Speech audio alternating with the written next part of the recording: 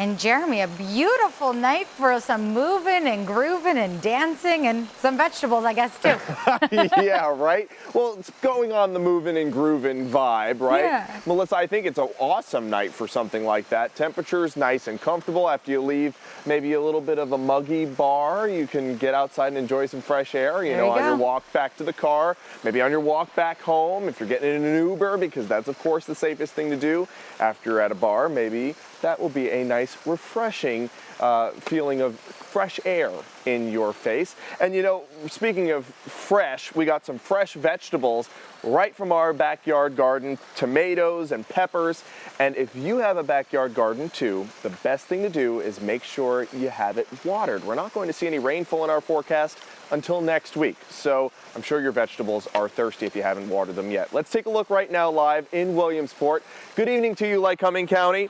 And this is what it looks like live from our rooftop camera. Everything's moving smoothly on 81. Current temperature right now, 64 degrees. We had a high today of 82. Finally got up into the 80s after we were down in the 60s this past weekend.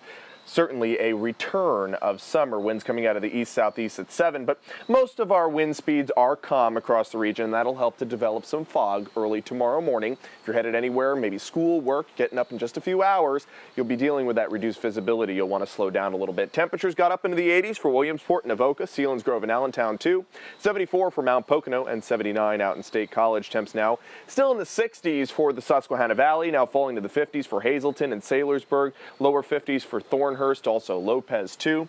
Still in the 60s though also for the northern tier, 64 in Mansfield. Satellite and radar showing you clear skies right now all the way up through New England. We're still dominated by that high pressure system, and as air compresses, it sinks. Well, it's sinking because it's a high pressure system. That's what happens with highs. They cause sinking air. It compresses, and as air compresses, its pressure rises. So those molecules are closer together, causes more friction, and thus it gets warmer. That's why we're experiencing warmer temperatures than we did at the beginning of the week. That air is compressing more and more underneath that high pressure system. And we're seeing temperatures in the mid 80s tomorrow, possibly upper 80s by Saturday, and then that high pressure kind of scoots off of the coast. Still will play a role in our forecast until around Tuesday. Here's a look at where Tropical Storm Francine, now post-tropical cyclone Francine, is in northern Mississippi.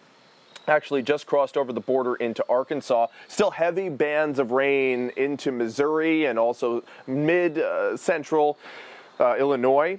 Got sustained winds at 30 miles per hour, but take a look at this. Hardly moves over the next few days. By Friday at 7 a.m., still in that Arkansas area, and then they're stopping, it looks like, as far as the updates on Francine, because it's lost a lot of its tropical characteristics. It no longer has that center of circulation. It doesn't have the strong concentric bands around an eye, so they're probably going to stop issuing forecasts as we go towards the weekend.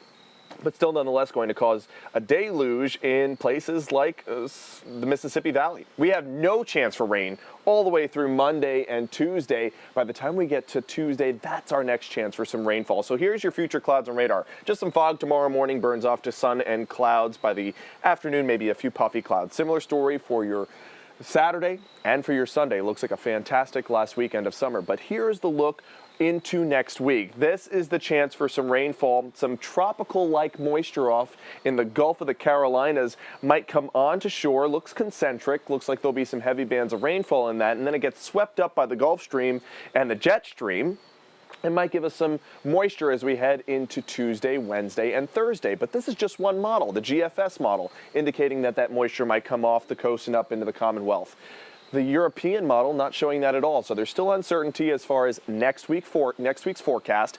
But as far as this last weekend of summer, get out and enjoy it. I think this will make it 7 straight days of dry weather, which will be the longest stretch we've seen since February without a single raindrop. And we might make it even longer if the GFS model doesn't end up panning out. But looks like a great last weekend of summer forecast to me, right, Melissa? Oh, yeah. And it's so shocking to me that we haven't seen that dry stretch since February. We had a very wet May, too. We hardly went any days in May without any rainfall. So same with August. August was super wet. So really, we should enjoy this nice dry stretch we have in early September. Oh, I am. Don't you worry. All right. Thanks so much, Jeremy. Have a good night. You too.